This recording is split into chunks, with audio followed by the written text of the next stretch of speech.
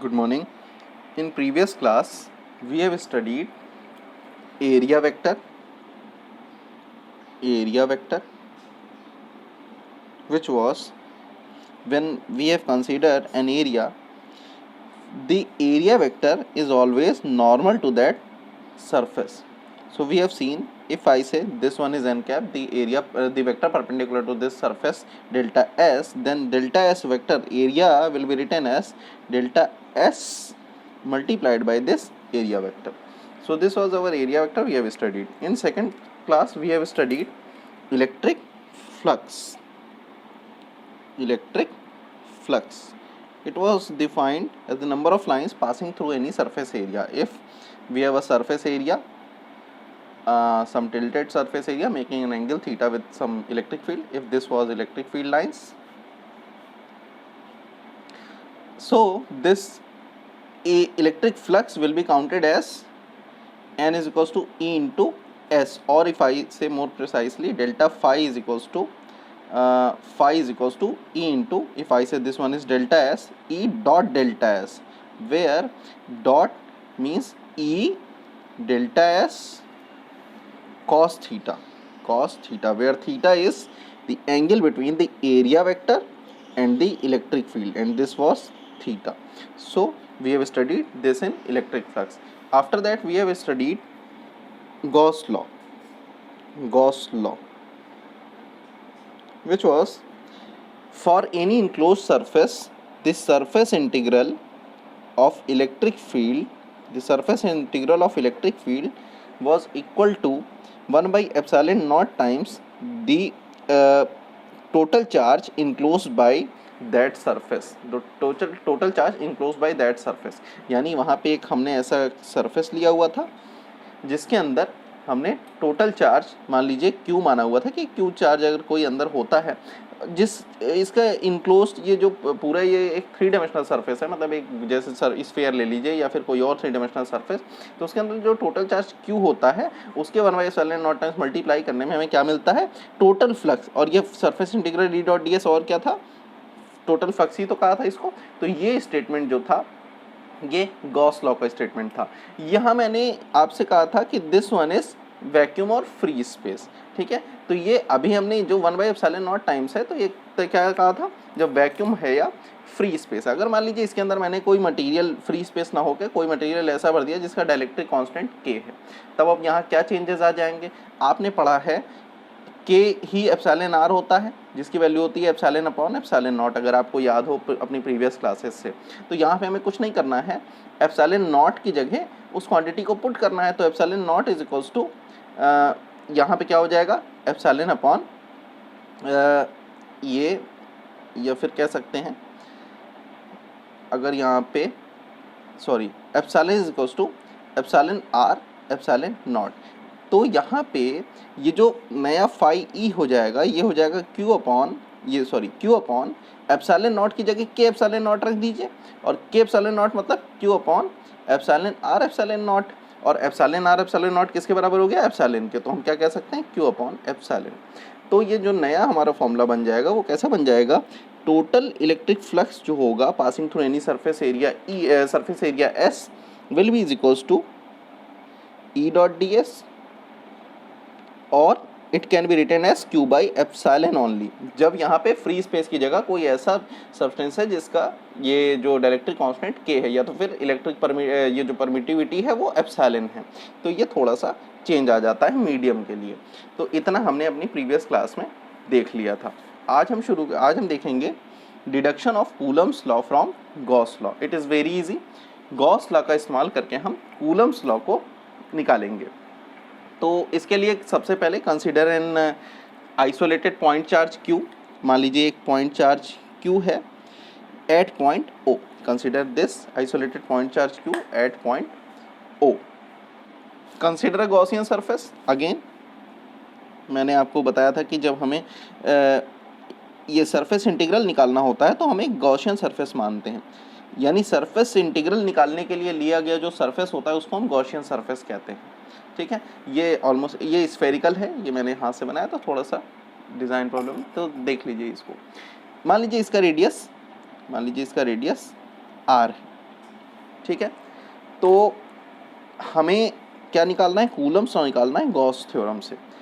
तो Gauss theorem के according जो हमने जो फॉर्मूला निकाला था, गॉस थ्योरम का स्टेटमेंट लिख लेते हैं, surface integral E dot ds is equals to q by epsilon naught. For this, when a surface S, if I say this is surface S, is enclosing q charge, then we can write surface integral E dot ds equals to q by epsilon naught according to Coulomb's law. It is right. But what was the case? We have started from taking an element ds at any point P. Alright, this ds has unit vector n cap, and this r, for this electric field the direction was this, and we have taken that r cap. ठीक है, तो ये हमने अपनी previous class में देखा था। ठीक है, और यही इलेक्ट्रिक फील्ड की डायरेक्शन थी, आर कैप वाली डायरेक्शन, और आर कैप और एन कैप किसी स्फेयर के लिए दोनों सेम डायरेक्शन में है, radially outward. So we can write it like this. Alright, since and this one is why according to Gauss law, according to Gauss law. Alright, so this one is surface integral E dot ds. This surface integral E dot ds is nothing but the total flux passing through this surface area S. This one is what? The total flux passing through this surface area S. So we have calculated it for whole surface. Alright, now since if I consider for this for any point n and r will be in same direction, मैंने मान लीजिए यहाँ एक surface छोटा सा लिया तो उसके लिए भी n की डायरेक्शन यही होगी और r की डायरेक्शन भी यही होगी। किसी भी पॉइंट पे n और r हमेशा एक दूसरे के अलॉन्ग होंगे। So for every point at surface S, r is always parallel to n. R unit vector is always parallel to n unit vector. So we can write this as surface integral E dot ds. E ds cos 0, because E and ds is always parallel for this Gaussian surface. So we can write like this. Now E and ds. E is what? A magnitude. So we can take it outside. Now cos 0 is 1, so we can write it like this only. Cos 0 1 हो गया तो केवल ds, and this is equals to q by epsilon naught, or we can write it as, since ds now this integral of ds is the total surface area. Total surface area, ये ds integral जो हो गया ये इसका total surface area हो गया, और ये चूंकि स्फीयर है तो ds का टोटल सरफेस एरिया कितना हो जाएगा, 4 पाई आर स्क्वायर। एक स्फीयर का टोटल सरफेस एरिया कितना होता है, 4 पाई आर स्क्वायर। तो हम यहाँ पे इसकी जगह क्या लिख सकते हैं, 4 pi R square. So E into 4 pi R square is equals to Q by epsilon naught, and we can write E is equals to Q upon 4 pi epsilon naught R square. आपको याद होगा कि ये point charge का electric field होता है। ठीक है, so E is equals to Q upon 4 pi epsilon naught R square. इसको आप इक्वेशन 1 ले लीजिए। नाउ अब कूलम्स लॉ तक पहुंचना है, तो सबसे पहले यहाँ हमने क्यों लिया, यहाँ केवल इलेक्ट्रिक फील्ड नापा, यहाँ कोई भी चार्ज नहीं था। Now we have placed, if I place a Q naught test charge here. अब मैंने यहाँ पे क्यू नॉट टेस्ट चार्ज रखा। ठीक है, क्यू नॉट टेस्ट चार्ज रखा। आपको फॉर्मूला याद होगा कि अगर मान लीजिए यहाँ पे क्यू नॉट एक टेस्ट चार्ज है और उस पे से इलेक्ट्रिक फील्ड ऐसे पास हो रहा है, उसके ऊपर से इलेक्ट्रिक फील्ड पास हो रहा है, या वो किसी एक इलेक्ट्रिक फील्ड ई में रखा हुआ है, तो इस क्यू नॉट पे लगने वाला फोर्स किसके बराबर होता है, क्यू नॉट इंटू ई, या फिर Q E, F is equals to Q E. आपने पढ़ा था कि अगर कोई Q charge electric field E में रखा जाता है then this it feels force f is equals to QE. So the electric field passing through this surface is E, and Q naught, if I am placing Q naught a test charge here, then Q naught will face a force F which is equals to Q naught into E. So the force experienced if another charge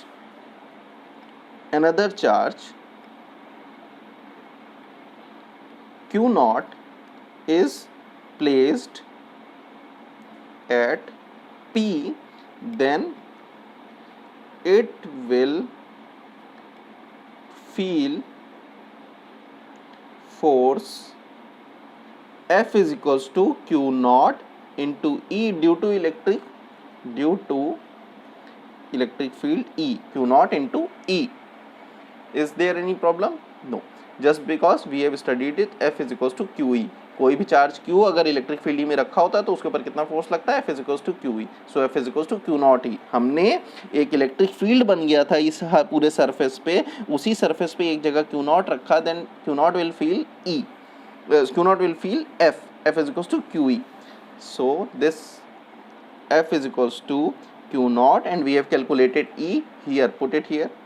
Q upon 4 pi epsilon naught R square, and it is what? 1 upon 4 pi epsilon naught Q naught by R square. So F is equals to 1 upon 4 pi epsilon naught Q naught by R square, and this is our required Coulomb's law.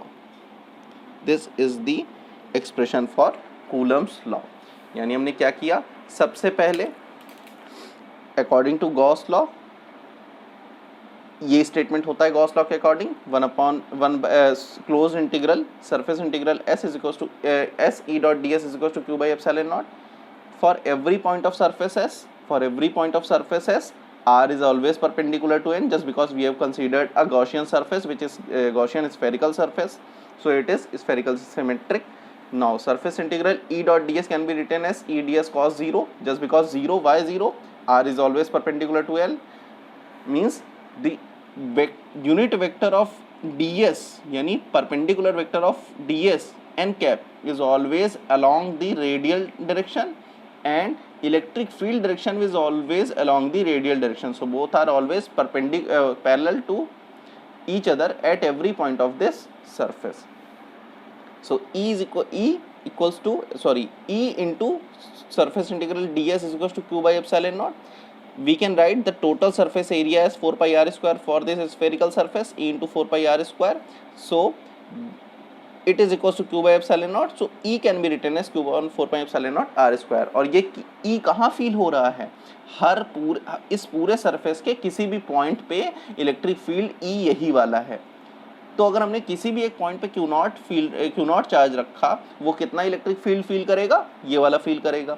यानी Q naught charge पे इस electric field के कारण force भी लगेगा. कितना लगेगा? Q into E लगेगा. F is equals to Q naught into Q by 4 pi epsilon naught R square. ये वाला जो है ये इलेक्ट्रिक फील्ड को रिप्रेजेंट कर रहा है, और ये Q naught वो चार्ज है जिसको ये फोर्स फील हो रहा है. तो 1/4 pi epsilon naught Q naught by R square is equals to 1/4 pi epsilon naught one charge second charge by the distance square, and it is the expression for Coulomb's law. So this is all for this lecture.